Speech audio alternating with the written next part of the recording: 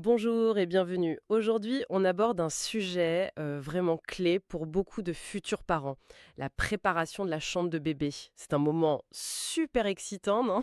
Ah oui, plein de joie, mais ça peut vite devenir un casse-tête aussi. Exactement. Surtout cette question qui revient tout le temps. C'est quand le bon moment pour acheter les meubles? Et en fait, c'est pas juste une question de date, c'est plus stratégique que ça. Tout à fait. L'objectif, c'est vraiment de faire de cette étape une expérience sereine, quoi. Éviter de courir à la dernière minute. Et aujourd'hui, notre but, c'est un peu de décortiquer ça avec les infos qu'on a. On va regarder le timing, trimestre par trimestre, et puis aussi cette idée de choix qui a du sens pour les meubles. Qu'est-ce que ça veut dire vraiment? C'est ça. On a vu des documents qui proposent comme une sorte de guide basé sur la grossesse. Et ils insistent beaucoup sur ce choix qui a du sens et sur un certain type de magasin spécialisé. Alors, on commence par le calendrier. Le premier trimestre, d'après ce qu'on a lu, c'est pas le moment d'acheter. Non, effectivement. La tendance est claire. Le premier trimestre, c'est le temps de l'imagination, de la projection. On rêve la chambre, on cherche un style. On fait des tableaux Pinterest, ce genre de choses. Voilà, exactement. C'est mentionné d'ailleurs. C'est pour laisser mûrir le projet. Pas pour l'action, l'achat tout de suite. D'accord. Mais pourquoi cette prudence? On pourrait avoir envie de se lancer vite. Bah, il y a des raisons assez pratiques. D'abord, l'énergie. Le début de grossesse, on est souvent fatigué, donc mieux vaut se préserver un peu. Oui, c'est vrai. Et puis, un point intéressant, les goûts peuvent changer. Ce qu'on adore au début, peut-être que 3 mois plus tard, voilà, Ah oui, pas bête. Donc on risque de regretter si on se précipite. c'est un peu l'idée. À ce stade, on nous dit plutôt commencez à penser au type d'achat. Est-ce que vous voulez juste un meuble vite fait ou quelque chose de plus réfléchi, de plus engagé? Je vois, je vois. On visualise, on affine, mais on garde la carte bleue au chaud. Bon. Et à l'autre bout, alors, le troisième trimestre, là, le message est plutôt attention danger, non? C'est une zone rouge. Oui, c'est assez direct comme mise en garde. Et ça s'explique par plusieurs risques concrets qui s'accumulent. D'abord, l'état des futurs parents. La fatigue, le stress. Voilà. La fin de grossesse, c'est souvent plus fatigant. Et puis, on a déjà 1000 autres choses en tête pour préparer l'arrivée. Donc, gérer des gros achats avec potentiellement des imprévus, c'est pas idéal. Et les délais de livraison, j'imagine que ça devient critique, hein. Ah ben oui, c'est un point central.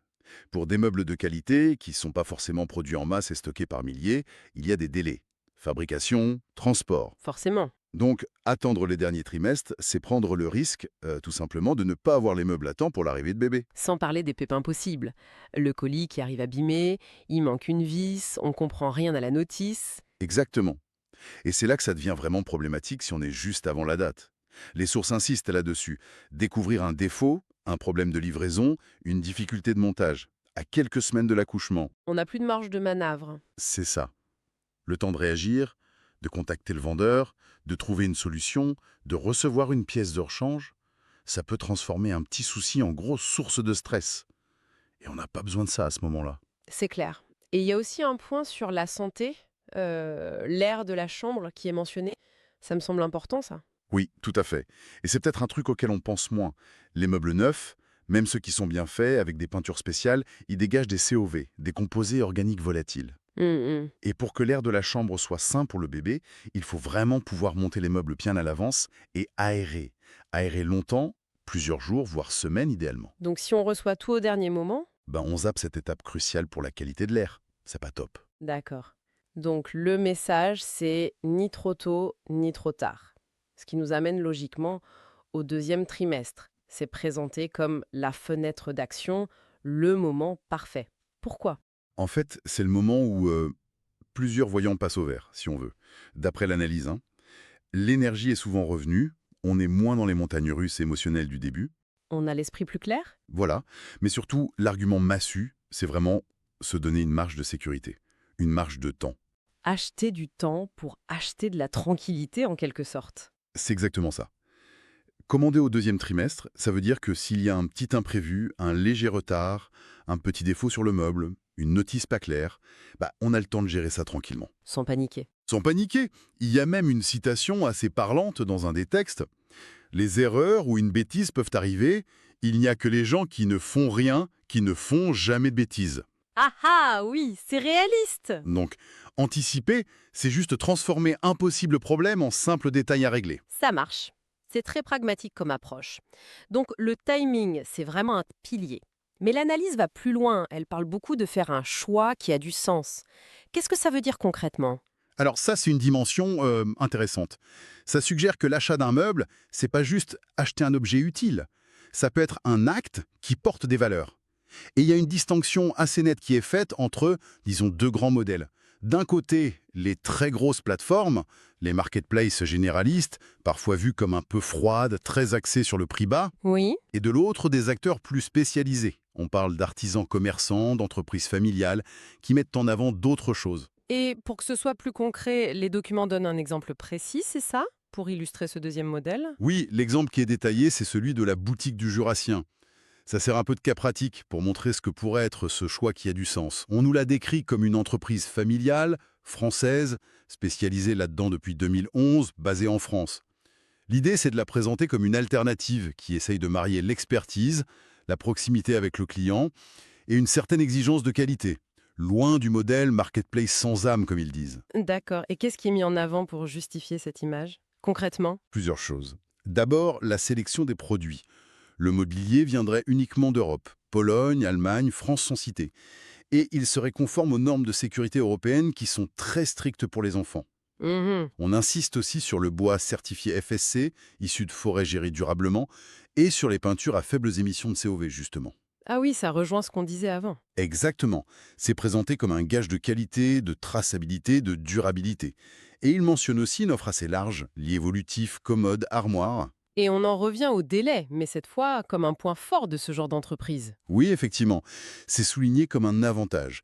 Des délais de livraison annoncés comme fiables et plutôt courts, parce qu'ils auraient du stock en France, une logistique optimisée, un suivi précis. D'accord. Et ça, c'est présenté comme super important pour la sérénité des parents. Ça contraste avec des délais parfois très longs ou un peu flous qu'on peut trouver ailleurs. Et la question du prix, alors? Parce que souvent on se dit, commerce spécialisé, qualité européenne, service, ça va coûter plus cher, non? C'est abordé sous l'angle du juste prix et de la transparence. L'idée défendue, c'est qu'en étant une structure peut-être plus directe, sans trop d'intermédiaires, ils essaieraient de proposer des meubles sûrs et durables à un prix correct, sans marge énorme.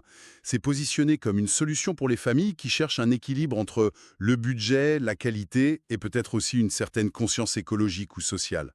D'accord. Et il y a cette dimension humaine, le service client. Ça semble vraiment être un point important dans la description. Ah oui, énormément. C'est présenté comme un vrai marqueur de différence. La valeur du contact humain est très mise en avant. On parle d'un service client qu'on peut joindre facilement, par téléphone, par email. Pas juste un chatbot. Voilà, composé de gens qui connaissent vraiment les produits, qui peuvent conseiller, accompagner. Le service après-vente aussi est décrit comme humain, réactif, avec une garantie de 2 ans minimum. L'idée, c'est de lutter contre ce sentiment d'être juste un numéro de commande qu'on peut avoir sur les très grosses plateformes. Donc si on prend un peu de recul, comme le suggèrent ces analyses, choisir ce type de vendeur, ce serait pas seulement une question de produit ou de service, ça aurait une portée plus large, symbolique même. C'est un peu la thèse, oui. Que choisir un partenaire comme celui-là ou un autre qui aurait la même philosophie, ben ça peut être vu comme un acte qui a aussi un impact. Soutenir une entreprise française, une structure à taille humaine, valoriser un certain savoir-faire.